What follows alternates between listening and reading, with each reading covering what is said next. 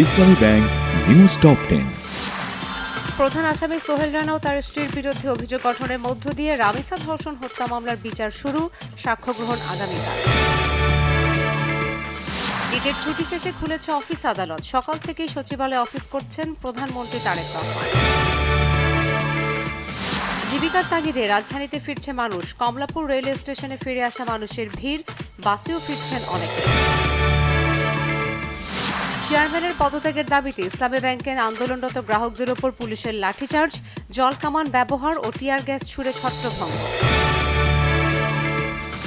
হামু উপসর্গে সিলেট ও ময়মনসিংহে 2 শিশুর মৃত্যু হয়েছে। ডেঙ্গুর প্রাথমিক চিকিৎসা দিতে প্রতি জেলায় একজন করে স্বাস্থ্য কর্মকর্তা পাঠানো হচ্ছে, জানিয়েছেন স্বাস্থ্যমন্ত্রী। নাটোরের সিংড়ায় ট্রাক চাপায় ও চট্টগ্রামের ফটিকছড়িতে বাস চাপায় 2 জন করে মোটরসাইকেলের 4 আরোহী নিহত হয়েছে। প্রস্তাবিত শান্তি চুক্তির খসড়ায় পরিবর্তনের আভাস ট্রাম্পের, আশ্বাসের বদলে বাস্তবসম্মত সমাধানের পথে এগোনোর আহ্বান ইরানি পার্লামেন্টের স্পিকারের।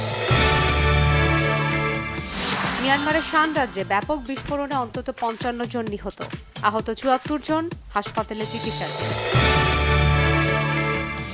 বিশ্বকাপের আগে নিজেদের সবশেষ আন্তর্জাতিক প্রীতি ম্যাচে দেশের মাটিতে পানামাকে 6-2 গোলে উড়িয়ে দিয়েছে ব্রাজিল।